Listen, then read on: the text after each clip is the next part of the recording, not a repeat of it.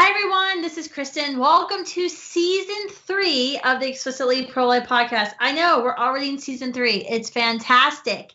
This season, we're going to be talking about having difficult conversations. Today, our episode is going to be a little bit different from the rest of the season's episodes. So I'm just going to give you full disclosure. This season, we're going to talk about race and abortion, poverty, sex trafficking, vaccines. I think we're talking about IVF, poor prenatal diagnosis, all of those hard issues that come up when we're having conversations about abortion, and also other issues, other important topics that kind of intersect with our fight to make abortion illegal and unthinkable.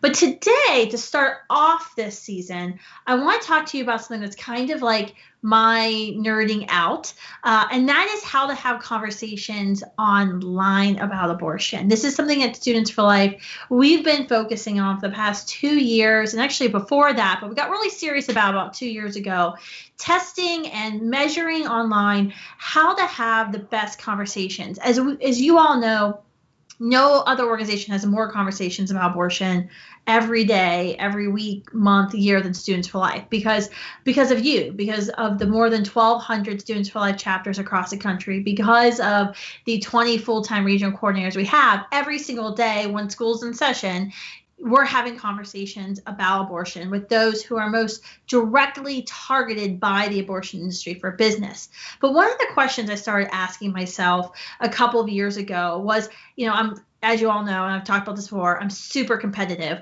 How do we increase the number of conversations? How do we have better conversations? How do we measure our conversations to know that we are actually producing cultural change? Which, by the way, like measuring cultural change is like super hard work. And a lot of folks just don't even try to do it. But I found a friend along the way, and I've asked him to come on today. Josh Tijerina is the founder and CEO of Him and Her Digital. He's previously served as Chief Innovation Officer at Alliance Defending Freedom. You all know ADF. They run a lot of our lawsuits and lead our lawsuits at Students for Life. But Josh is very similar. He is much more of a data nerd than I am, tech geek than I am.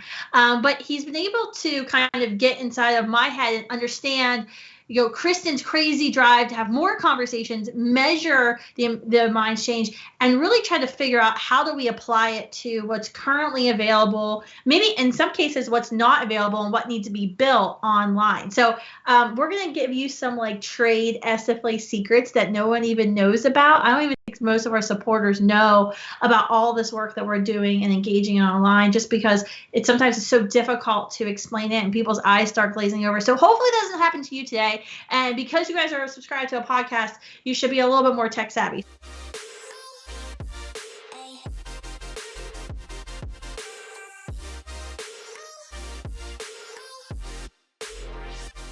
Welcome, Josh. Thanks. Hopefully their eyes don't glaze over. Hopefully their eyes don't glaze over.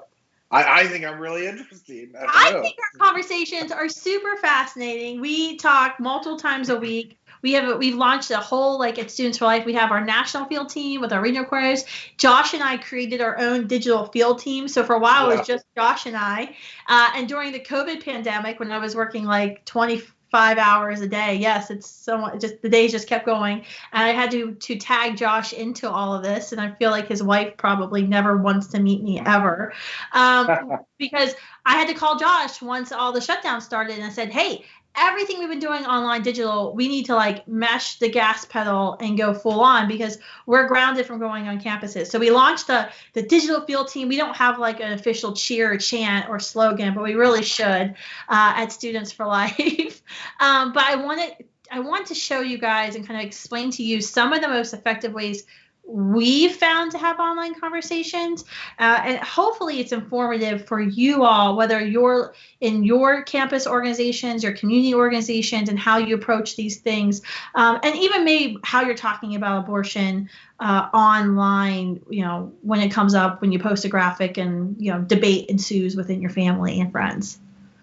All right, Josh, what do you want to start with? You want to start with the easier stuff or the hard stuff? Let's go easier. Let's throw some softballs and then we'll get into some of the. All right, so softball. So what is and we've done a lot of testing and we've done different ads and video ads we've created with some of the marketing research we've done this year on mushy middle women.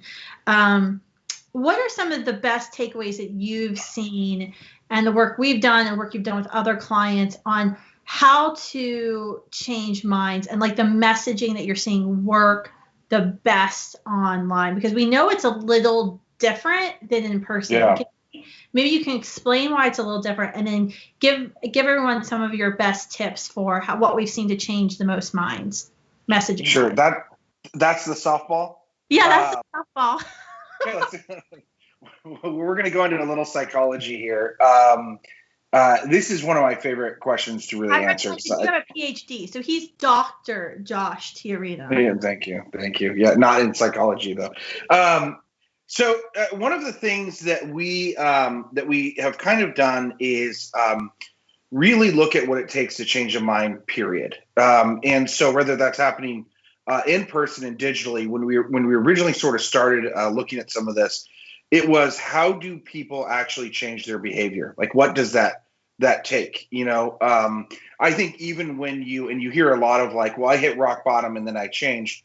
That's actually not what happens, I think, with most people psychologically. And so then we eventually learned that even if we can learn how people change, the way that they interact online versus in person, that's actually wildly different. So, we kind of originally started with this idea of how do people actually change their behavior? And the sort of the concept was when people talk face to face, the way the SFLA normally does on campus, you get into this herd mentality element, which is that you deal with things like is the person, you have a student group leader and then you have the sort of the mushy middle or the pro-abortion person. And if they're a little bit more shy, they may open up from the confrontation of the conversation itself and sort of open themselves up because there's something emotionally happening, that freeze, fight, flight kind of element that opens them up to having a conversation. Or they go the other way and they pick a fight, right? And then they leave and you have that whole thing. But something emotionally... run away from you as fast as possible. Right. But emotionally, something is happening that is subconscious. And so what we had to do was kind of figure out how to get to that emotion online and how to subconsciously tap into that emotion. And I think the thing is, because when we sort of originally looked at the idea of messaging and, we had seen a lot of these organizations that were sending out fact sheets, right? Like there was just fact sheet after fact sheet. And we need to just give them the facts and then they'll understand. The reality is your brain actually works the opposite.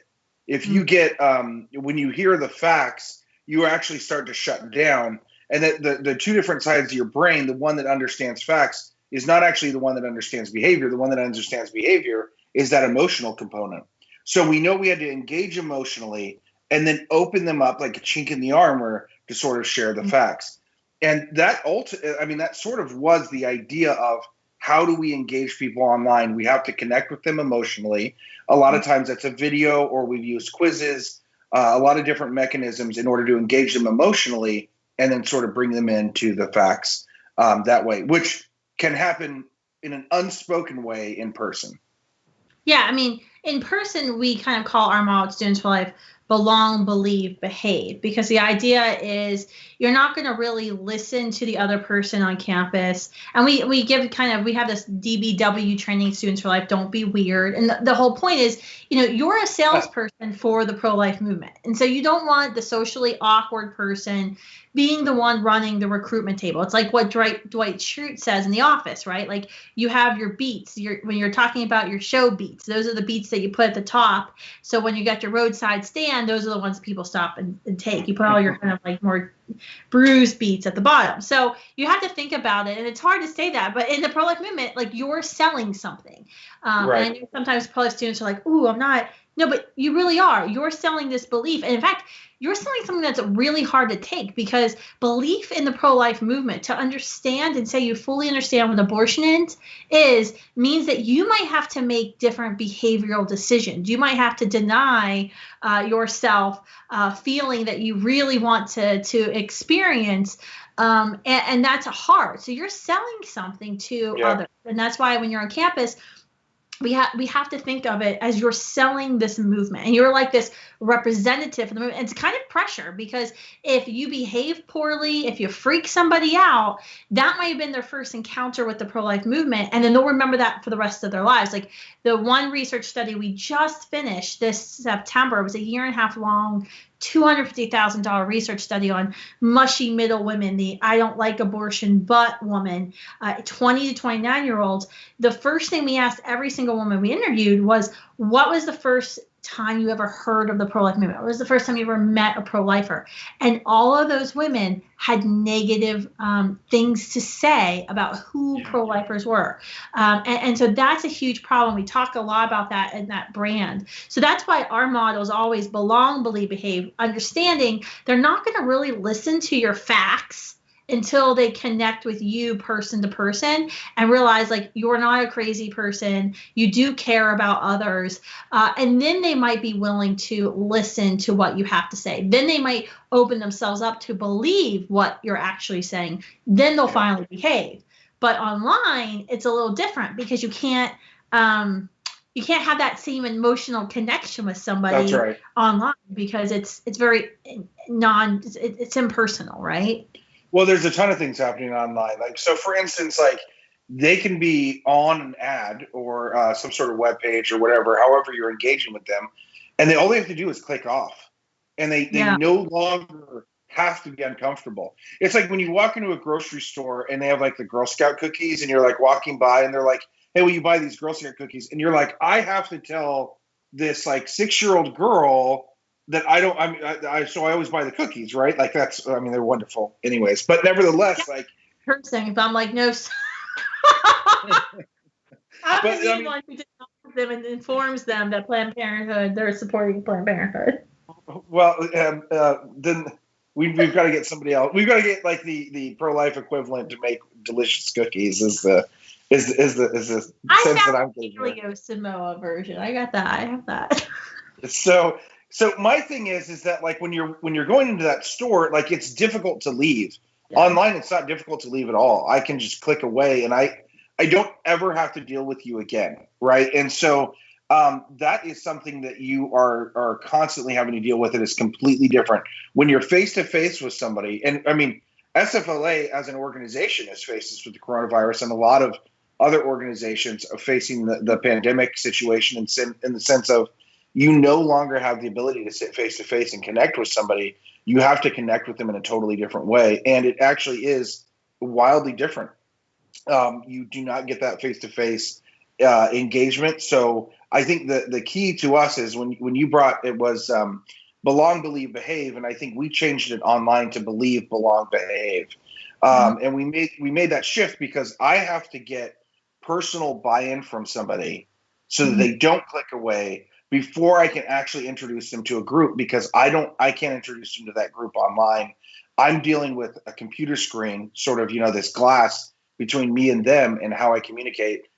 So I've got to get them to connect there and believe something, even if it's a small nugget of something, in order to get them to engage longer term. So it is actually. You got to have your show beats really, they got to be super shiny and super attractive. That's right.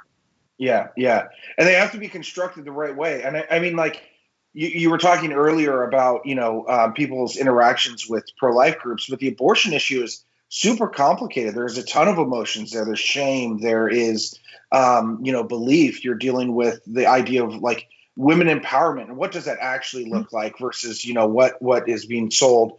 I mean, there is a ton of different things there. People having a voice. For some people, it's just the ability to be heard.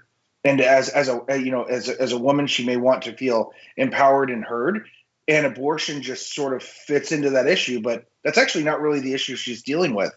So if you can make her feel empowered and actually have a conversation about like the root concept of what abortion really is, you've got a shot. But if you start off telling her that what she's doing is wrong, she's going to close off immediately. So super complicated psychological issues that you're dealing with when engaging with them.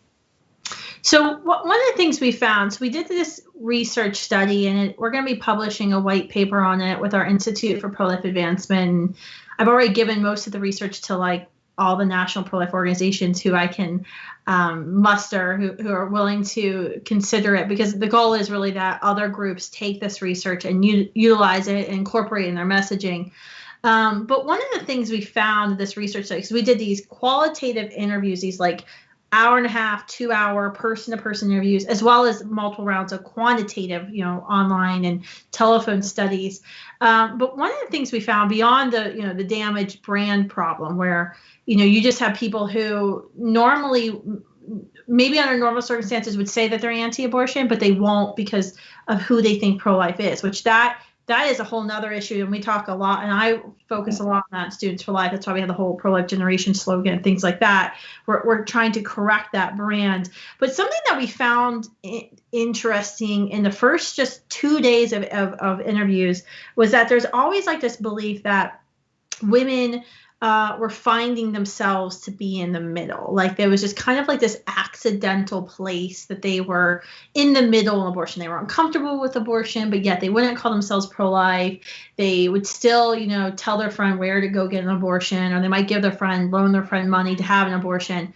But what was interesting that came like super clear was that women were purposely choosing to be in the middle of abortion. In fact, I want to show my notes, but so we, at the end of the interview, we actually held up a piece of paper for every woman we interviewed, and we just had abortion always good, all 9 months of pregnancy, whatever reason, abortion always bad. And we just had a line, and we asked the women, and we came up with this the second day of the interview process, and we just said, place a dot where you are on this like spectrum. And what we found was like the women research study subjects were like obsessive about making sure that their little dot or their X was like directly in the middle of the line. And they would actually even ask the interviewer, does this look like it's in the middle of the line? And so it was very clear early on that this was a very concerted effort. This was a very conscious choice to place themselves in the middle, that they saw like this middle on abortion to be like this moral high ground for them. Yeah. That extremism on any side was bad, but middle was good. Middle was the moral place to be. How have you seen what we learned there? How have we used that online to kind of have conversations? I think there's two things just immediately that pop out. The first is we don't let them choose the middle. That's the first part, is that when you number the question in a specific way, you don't allow them to put a dot right in the middle. And it forces them to say, I'm pro-life or I'm pro-abortion, right? That's a great point. And so I think that's the first sort of like technological element that we use in order to say, well, you can't actually be in the middle. And they hate that, by the way. Yeah. I'm sure. I'm sure it drives them nuts because it makes them choose one way or another. The other way is the way that we phrase the question. I always try to say, we have like, you can ask, is abortion harmful? Or, just a bunch of different ways to ask that question. What we always say, is abortion morally good? And the reason that we ask that is because it is a question for them to answer from sort of their soul, as opposed to, is abortion harmful? Well, this scientist says this, and you guys say this, and whatever the case may be. So we ask them, is it morally good? And for them to say, yes, I believe it's morally good, and to understand what abortion is, it's a very tough stance to sort of take. They'll actually try to go anywhere but answering that specific question. So we know that if we can get them to answer that question and we won't allow them to go in the middle, they really have to pick a side. And so what I think, and this is anecdotal, when you are mushy middle and you have to choose pro-abortion, and you are taking this, let's say this quiz, and it says, is abortion morally good? And you have to say yes, because you're really kind of in the middle and you don't want to answer, and you have to say yes, and you're uncomfortable with that. So we've made you a little bit uncomfortable. And then you start hearing the facts about abortion and you're already questioning yourself. That is a chink in the armor that we try to expose then to say, now you're hearing the facts, and it gets their mind going because they started off in an uncomfortable place. So the fact that they cannot choose the middle in the first place is a really, I think, an important psychological tool, because uncomfortability, like when you meet somebody face to face, is actually a really good tool to be able to use in order to engage with somebody, in an open way, in a vulnerable way. Vulnerability itself is incredibly uncomfortable. Yeah, absolutely. I guess maybe can you share a little bit of, we've done several tests this year, well, past 2 years. Sure, yeah. We've done trying to get, women into pregnancy centers and communities. We've done tests to change minds on abortion. We've done tests to change minds on Planned Parenthood. We've done geofencing to run ads into abortion facilities. Can you go through kind of the main tests we've conducted, and some of the best takeaways that might be applicable for pro-lifers who are leading a campus group or even a community pro-life organization, to think about and for their own organizations, and then let's go into some of the I'd love for us to talk a little bit about the quizzes and how we think, and the messaging we're using, that they're having such high success rates, minds change rates of 30-40%. Okay, so I'm going to have to think about this a little bit different, in the sense of kind of the takeaways, because I have my own takeaways that help us optimize kind of what we're doing, right? But the takeaways that I think other people can learn, I would say that some very interesting things. One of those is that let me give some nerdy sort of digital ones for any other organization that's kind of.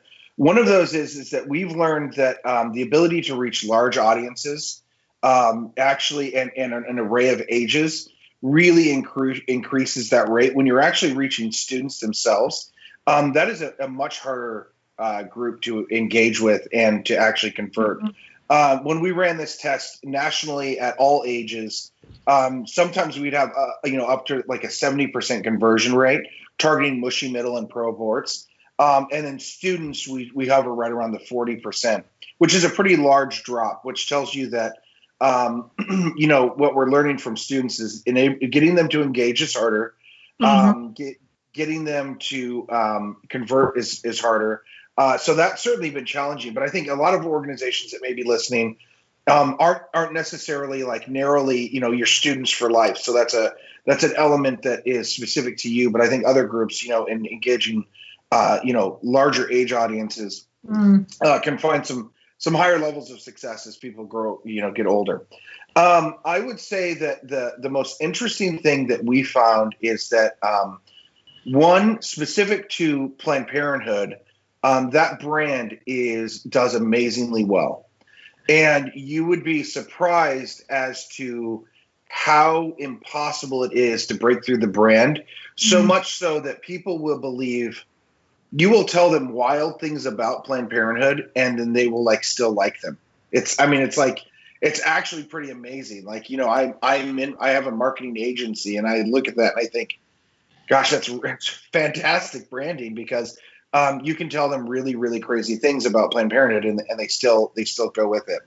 That to me, I think is one of the biggest takeaways, is sort of how do you really go after that brand? It's like, was it Teflon? Like the stuff that doesn't. Yeah. Yeah, like they have very much of a Teflon brand.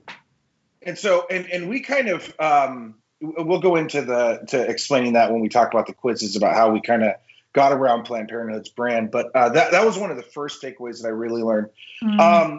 The second one is that we, in some of the geofencing and then in some of engaging those areas, I think that really, this is again a little bit nerdy, a little bit more digital, but you have to try a ton of stuff. I mean, we tested for an entire year, you know what I mean, in order to get some of this stuff to work. And I think that for me, that is one of the takeaways as I sort of look back, is how many alpha and beta tests we ran in order to get to a place where we actually were into some success, and really kind of getting this figured out. And that for me, and so any organization that is looking to do this, I would say that, make sure that you buckle up, because it is a long road. I remember thinking sort of at the beginning of this, as we started talking, hey, SFLA, are you guys serious? Because this is gonna be really hard, and this is gonna take a lot. And I just know you've got the passion and sort of the courage to do it. And so it worked really, really well. I think that so it takes a lot of courage to engage. And then I just want to return for any individual, the idea that you're going to sit and argue online, I think is actually important. So I think it does not achieve a goal in the sense of conversion. But I do think that each sort of different type of pro-life advocate plays a role within the movement itself. So you have the individuals that on the pro-life side just do not bend. One of my son's friend, I had him over for dinner the other day, and he asked me, the pro-life movement came up in the conversation. I mean, how does that happen? Over dinner. And he asked me, he goes, is there ever a situation where you wouldn't be pro-life? It was one of his first immediate questions. And I said, no. Like, I'm an unbending, you know what I mean? Like, in that sense, there's nothing that is going. So I think that there are going to be those people that argue and get online and engage, and they're sort of ferocious and whatever the case may be, and they have a place. Alternatively, there's going to be people that get into the psychology of it, like what SFLA and him and her digital are doing right now. I think that's really cool. And then there's going to be the people that are just really understanding and are there for women that have had abortions or whatever the case may be. And I think all of those things are really important parts. So I would say find your place in the pro-life movement and just go for it. The final thing I will say, and this is I think a good segue into the quizzes, is that we can learn from a lot of different things in order to influence the way that we market the pro-life movement. I had somebody, it was actually on an SFLA call, somebody asked me, what do you think of the, they have like the really sort of gruesome pictures. You drive by like somebody standing outside of an abortion clinic and they have these gruesome pictures. And my response to them was that Philip Morris actually ran Philip Morris, the cigarette company, they ran a marketing campaign. They were in trouble with the government. They ran a marketing campaign talking about the dangers of abortion, the dangers of cigarette smoking. And what they found is the more they scared people, the more their sales went up. And so they put out a marketing campaign, an anti-smoking marketing campaign that really encouraged people not to smoke, talking about the issues with cigarette smoking, and their profits went up. And so the government is sitting here applauding them for doing an anti-smoking campaign, all the while their profits are going up. And I don't know, in connecting that into the sort of gruesome images, I don't know that you're actually driving people away from the pro-life movement, or if you're actually making a difference for those people being able to see the truth and the reality of abortion. The question is that like that is something to answer. And so I don't think that what means a lot to me may actually have the opposite effect on you. And I think we, as the abortion or sort of the pro-life movement, as we look at abortion and how we engage, if we are not seriously testing out those things and figuring out what really works, we could actually be shooting ourselves in the foot. I think I wrote down 4 points when you were talking about things that we've learned this year that I think would be beneficial to share with others. To go off on what you just said about the abortion victim imagery, we actually tested this about 4 or 5 years ago. We did a research study, a quantitative study, where we asked young people how they felt about the pro-life movement, their views on abortion, and we actually asked them how they felt about, have they ever seen images of aborted fetuses in the public square. And then we actually went so far as we actually showed them imagery. We showed them imagery of human beings alive in the womb through 3D ultrasound images. We showed images of aborted children that it's just the picture. They were kind of cleaned up, just not other body parts, just a head or a hand or a foot. And then we showed them imagery where it's more of like a Genocide Awareness Project, where it was like, here's an abortion victim, here's a Holocaust victim. Both of these this is wrong. And it was interesting that we found in the crosstabs of that study was that if you were a political conservative, if the person identified more as a political conservative, when when they saw, if they said that they saw the abortion victim imagery, we asked them who they got mad at. They were way more likely to say they got mad at the person committing abortions. They were mad at the abortion industry, this issue. They were mad at abortion because they saw the images. If they were a political liberal, if they were identified themselves as progressive, liberal, Democrat, whatever, Sure. they got mad at the person holding the image. Yeah. And that to me was like this shocking thing that we saw in the crosstabs. But it's not shocking if you've ever read Jonathan Haidt. He has a couple great TED Talks. He has a book called The Righteous Mind. I think he was at NYU or Columbia, and I think he's at UVA now. But Jonathan Haidt is a progressive, but he talks about like the psychology of how liberals versus conservatives think and how they make decisions. And they developed this called moral foundations theory. And it's fascinating because they've done it worldwide. They've asked political liberals and conservatives across the world, different religions, different continents. And it's pretty much the same. No matter where you live in the world, there's basically like two types of people. And it's the way they make decisions. And it's fascinating because to me, we see when you brought up about, well, when I saw graphic imagery or abortion victim imagery, how it affected you.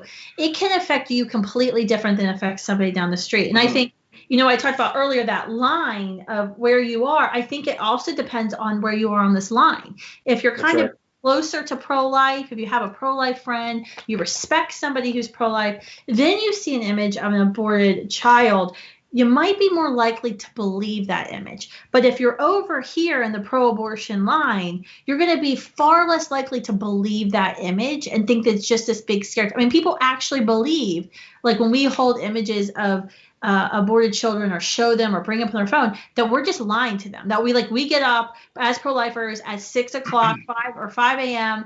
On Saturday mornings to go, they call it protest at the abortion facility simply because we want women barefoot and pregnant in the kitchen. I mean, like some people actually believe that's our motivation for why we do what we do. So I think it's important to think about when you're talking about minds change, whether it's online or in person, you have to think about the person, where they are in their journey. If they're a political liberal, they're going to be far less likely to be, outraged or just take what you're saying at face value because what you said earlier, you haven't made that emotional connection with them, where a person who's more politically on the conservative side will be far more likely to think about facts and figures and need less, not that they don't need it, but need less of that emotional connection.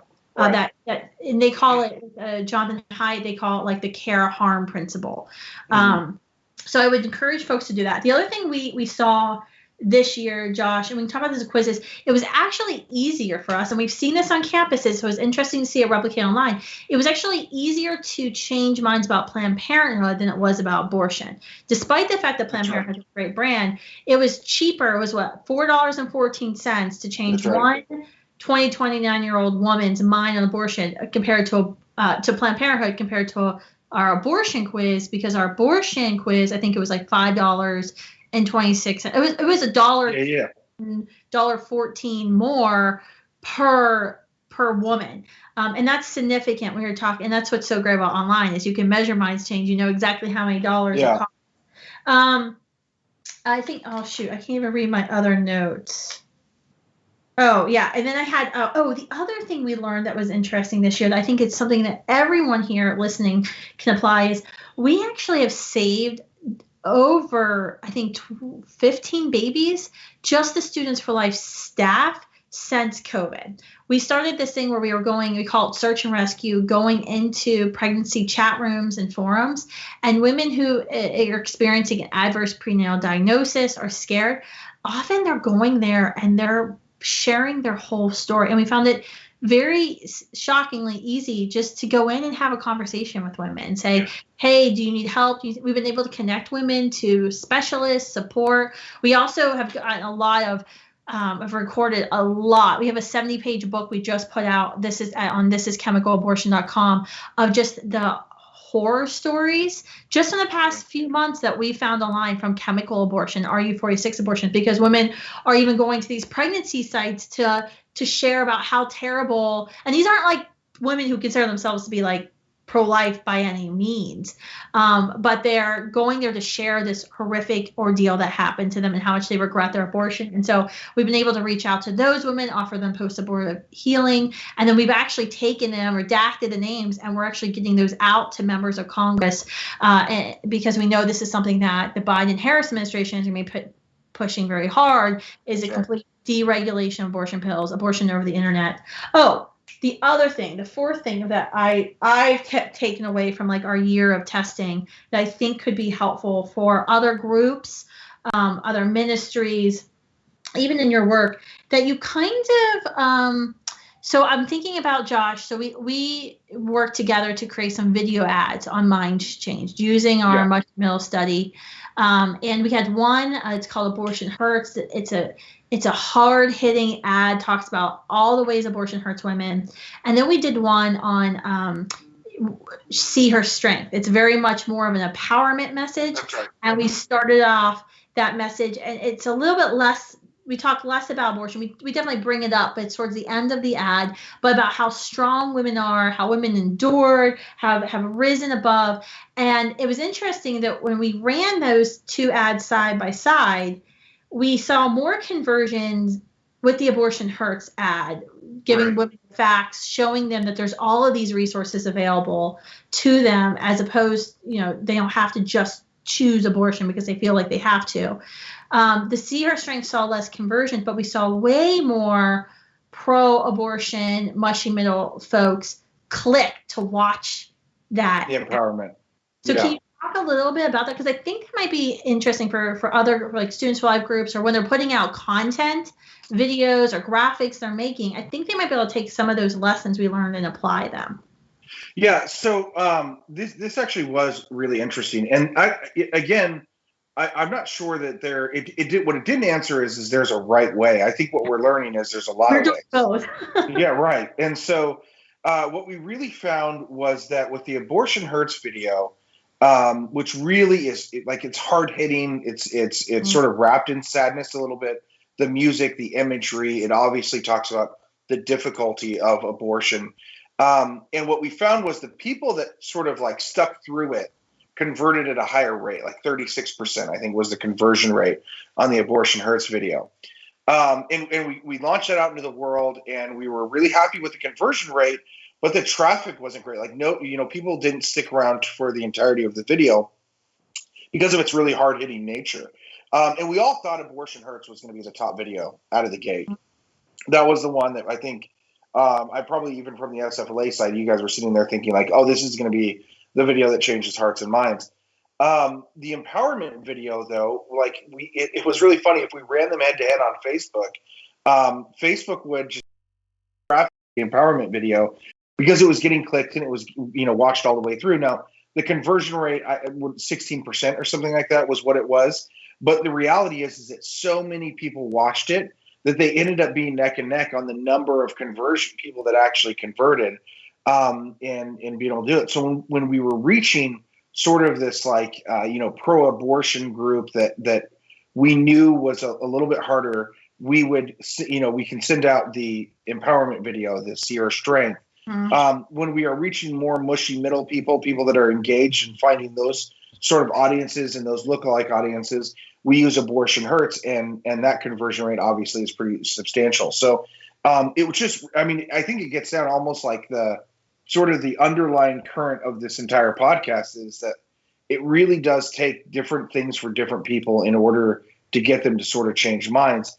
I think what makes digital so interesting is the ability to find these different demographics and actually target them and be able to do that research and do that testing in order to get them to convert from where they're at. Like, we can find where they're at and we can work with them to convert over into the pro-life movement.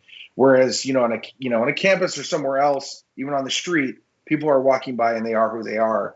We have a ton of data about, people that we're able to sort of tap into in order to find the right audience, to show them the right thing to get them to convert. That's fascinating. I don't know. I find it fascinating. I can talk to you about this all day long because I just think it's so. You do a lot. I do. So, okay, I do. Because I think especially for what we're doing with culture change, you often hear this thing of like, well, we don't know how many minds we've changed. And it's true. A lot of times on campuses, we don't know. We have kind of a general indication. Sometimes we're having a conversation. We might see the light bulb go off. Even if someone's not willing to like admit that we've changed their mind, we know we've definitely got them to think about it. But it's still hard. You don't know when you're handing out postcards how many people might actually read what you're giving them and have a discussion with a roommate or a friend or someone in class who then kind of takes that seed you planted, waters it, and then eventually it harvests fruit. But online, it is possible to measure minds change. And I think the other side, the abortion lobby, does it so well. And we've been kind of hesitant to do it. And I think with good cause, because you realize you can't build your house on sand. At any moment, Facebook, you could turn off every single ad we're running, and they have in the past. And so it is, you're constantly like evolving. And that's why we always talk to students and leaders about having multiple ways to get in touch with folks, right? Because it will definitely there's going to be a time when you're not going to be able to use your email and Gmail might go down or something like that. Redundancy is a key thing.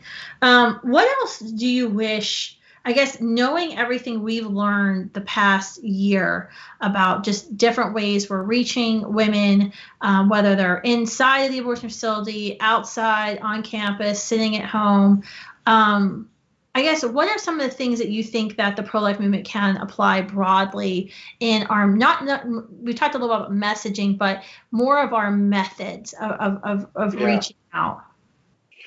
Well, I think that there are, this is a big question. One, let me deal a little bit with how you said that the sort of how pro-abortion groups have done this really well. I actually don't think that they do digital very well. In fact, if you look at Planned Parenthood, I mean, what do they have, like 900,000 followers on Facebook? Like, that's true. Our engagement rate kicks their butt on social media. Yeah, they don't. But the thing is, I think that what, I don't know if you want to call it the left or liberal, because some people could be pro-life and liberal as well. So that, but what that sort of that element of how they have gone involved themselves in culture change. They start very early on. It's really the community organizer, Saul Alinsky methodology, where they get into the academics, they get into the infrastructure, and they influence things that way. For Planned Parenthood, for instance, they use celebrity as another big, component for them. But where they really, Planned Parenthood, the genius of it is to start every year, you go into schools, and Planned Parenthood is younger and younger as they're building up their future client or their future, person that's going to be going into a Planned Parenthood. They build that trust really early on. And then we come around when they're, 20 years old on a college campus and say, oh, well, you got to change your mind. The people that are on college campus now, they might have been taught about Planned Parenthood as early as 8 or 7 years old, somewhere around there. So we have a bit of a long, hard road. So the first thing I would say is to the pro-life movement, just in general, whoever's listening out there in the world, get into the infrastructure. Like that is, somebody really has to do that. The second thing is the pro-life movement, as we talk here, there's a ton of different individuals that exist in the world, right? These different sort of demographics of people that need to be engaged. Find out where you engage best and get to work. And I think the thing is that like there is this sort of holistic idea of what the pro-life movement is, and that each organization that comes out and says, well, we sort of define the pro-life movement now. That I think in our data over the last year, what we found is that's absolutely not true. It is all these different groups engaging on campus with SFLA or, in a myriad of different ways in order to make a difference. And they have to understand what their mission is and who their core audience is and get to work, because it is different than SFLAs, and it's different than, whether it's Live Action, Human Coalition, whatever the case may be. Get to work in your area and work together, I think is if we, like I said, the current of this conversation here is basically that there are all these different groups, and they all these different demographics they all require a different way to speak to them in order to change minds. And we have a lot of different pro-life groups out there that should be engaging every single one of these demographics. So I think that for me is the biggest takeaway, that there is not just room for all of us. It's unique how the demographics, it's not that there's room for all of us. It's that actually all of us are needed and necessary. I guess one of my final questions would be, do you think that pro-lifers in general, and I've heard this more from, SFLA supporters in the past, should be involved in social media and stay engaged, or is it something where we should just walk away from and deactivate our Facebook account and just get a Parler account? And I think it's just like, I mean, you can look right now, students will have engagement, and like all across the conservative movement, engagement is down after the election. Engagement was very high before the election, but a lot of us have lost followers because, on Facebook at least, because people have left Facebook and they've signed off, and with good reason. I mean, Facebook it's one of this, it's a whole thing. It's like, do you continue to feed the beast, or do we just like walk away and stop engaging? What do you, as someone who kind of does this for a living, engages in digital, how do you view this? I'll probably get myself in trouble here. I am not. So there were, as I've sort of grown up in a lot of different activist fields, whether it was at ADF, and even as I own a for-profit business, I still am involved in a bunch of different activism elements, including the pro-life movement. And I've heard time and time again, we need the Christian Netflix, or we need the Christian YouTube, or we need the Christian or conservative, replace the word, and it's the conservative Twitter, which is Parler. I think that from an evangelistic element, there you go. That is not necessarily like our calling. And I don't feel very comfortable in saying like, I want to go into an echo chamber where I feel that my ideas are embraced, and therefore I can increase like my likes, and I can increase the people that support me personally. I could go into Parler and I could probably write 15, they don't call them tweets. I don't know. Parlays. Parlays, whatever it might be. I could go and write 15 that I am positive are going to get liked and are going to get shared, or whatever the case may be. But the reality is that like, I'm not sure what that does for anything but like my ego. You know what I mean?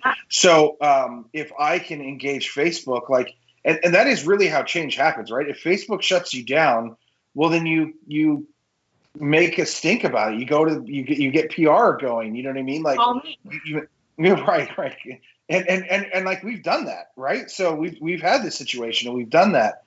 We've gotten on the phone with people at Facebook and make sure that our accounts are taken care of. Call the White House. Get in touch. Call the White House, right? Call ADF and file a lawsuit. I mean, there's a lot of different things that, like, if you just stop and just do something else and just sort of change direction, I don't understand the value of that. I don't understand why people are encouraged by that. That to me is not powerful. That's not courageous. I think I view it the same way I view it as a mission field. I'm one of those people that I always joke with the team, like, if it wasn't for Students for Life, I probably wouldn't be on social media. I'd probably be on Instagram because I want people to see pictures of my cute kids. But like, that would be my social media, and it would be a vanity thing, right, to show off pictures of my cute kids. But I'm on Facebook, I'm on Twitter, I'm on Parler, because it's a mission field. And yeah, I mean, is it unfair? Absolutely. Do they discriminate against conservatives? Absolutely. Are they making money while discriminating against us? Absolutely.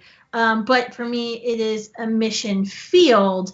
And I think it's somewhere we need to stay engaged as the pro-life movement, because, going to a conservative Facebook or Twitter, just like you said, what is your likelihood that you're going to change any minds there? So I guess, okay, one more last question. I keep thinking of questions to ask you. If you're in a pro-life group, you're in the pro-life movement, and you've committed, okay, I'm not going to give up on Facebook, I'm not going to give up Twitter, I'm going to stay on, but none of my tweets, none of my posts ever get any comments. I'm getting blocked by the Facebook, Twitter algorithm. Do you have any tips for just the normal pro-lifer who's just trying to like share Students for Life graphics or share something with that Live Actions put out? What are some of the best tips? Because if you're on this mission field and you're in it, you want to make sure people are seeing your content. So this is I remember I said on a call, and there were a bunch of different I don't know, there might have been like 10 different pro-life organizations on there. And this question was asked by one of the people, and I helped them out in their organization. And then one by one, they all asked the same question. And oftentimes it was a lot of different answers. But I would say if I were to sort of like synthesize what I explained to them, the first is if you're not getting a lot of engagement, you have two problems. One is the content, and two is your audience. And where you see engagement is where the content and the audience sort of coexist. And so I think that if you have the wrong audience, you either need to change your content to engage the audience, or you need to change your audience. And the reality is that like I always start from a content perspective, like at Him and Her Digital, we always say start with art and optimize. And the reason is because art is authentic, it's real, and it's original. And so we start there and then we optimize to match the audience, not the other way around, because otherwise we're just copying whatever's out there. You know what I mean? So for me, I would say, who is it that you want to be, and what is authentically you? And then go out there and put that out, and you'll find your audience to connect with. The second thing is like, be ridiculously proactive. I always say, I launched a nonprofit years back. You put the Facebook post, you and like your mom like it, and you're like, oh, that's awesome. Like, mom likes every Facebook post. Right. Yeah. Right. But like your very first one was like you for like your organization. It's like you and your mom, and you're like, gosh, I feel like a loser. Like, I'm supposed to be this movement, and it's one thing.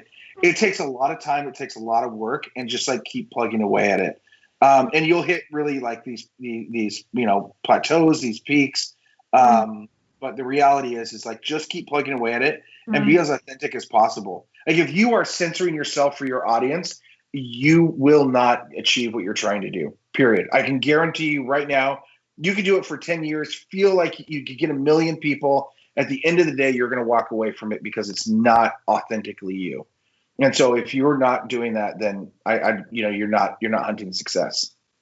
Yeah, I've heard that over and over again from our team of like, Kristan, you need to put more pictures of your family, talk more about what you're up to. And we know like when I'll like forget that my Facebook fan page exists for like a couple of weeks, and other people have been posting stuff or like regurgitating something I posted because I'll forget that it exists. And then I'll get on and post something, and then we do our weekly meeting metrics, and I'm like, haha, I won, because it's something I posted. I was really outraged, and I got on, or I was like really compelled to share something.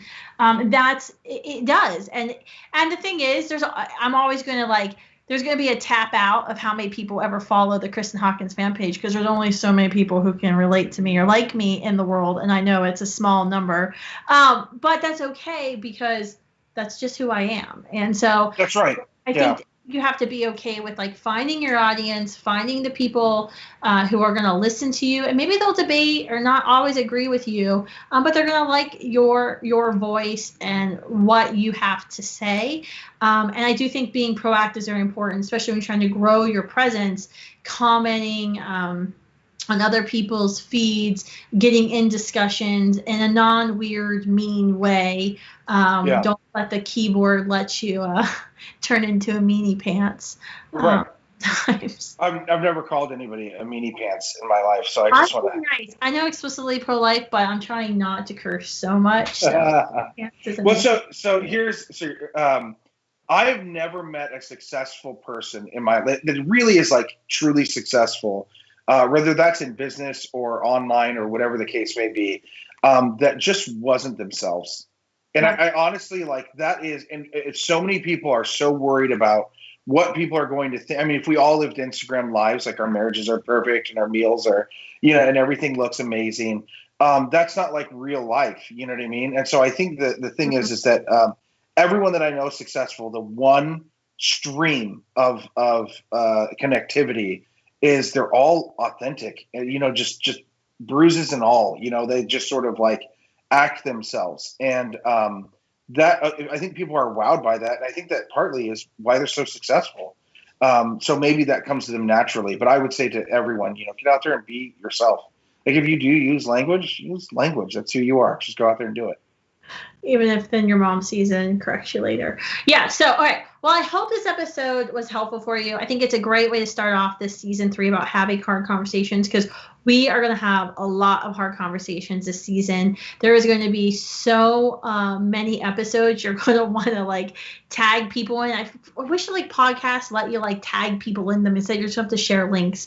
But I hope this will get you kind of started thinking about the different ways we're trying to have conversations at Students for Life and the ProLife Gen, how you can maybe start re-engaging on social media, continue to have conversations online. It's super important. And you're going to get a ton of content this season for how to have more effective conversations and hopefully more thought-provoking conversations, and getting folks to really start to listen and believe you and your authenticity for the movement, for the babies, for the mom. So thanks guys for tuning in. Hope we didn't geek out too much, but I had a lot of fun. I think we kept it at a high enough level. We didn't get it wasn't too bad. It wasn't too bad. All right. So thanks guys. Josh, how do people stay in touch with you? This is really funny. Where do people follow you at on social media, Josh? I don't engage on social media. That's why you're setting me up for that. I am on Facebook more than I care because of my job, and so when it comes down to it, I will occasionally read other people's posts, but if I'm on social media, it's generally for work. Actually, just shoot me an email, joshua@himandher.digital, and I'll that's my direct email. I'll get it and respond. You can go find me on social media and see pictures of my kids, but I'm not posting too often. Yeah, so if you have any great questions, burning questions for Josh or social media, make sure you direct them to him. He is the digital guru of Students for Life's digital field team. So thanks so much, Josh, for your time today. Thank you all for tuning in. Make sure you subscribe. Tell your friends. The season's going to be amazing. So talk to you all later. Bye.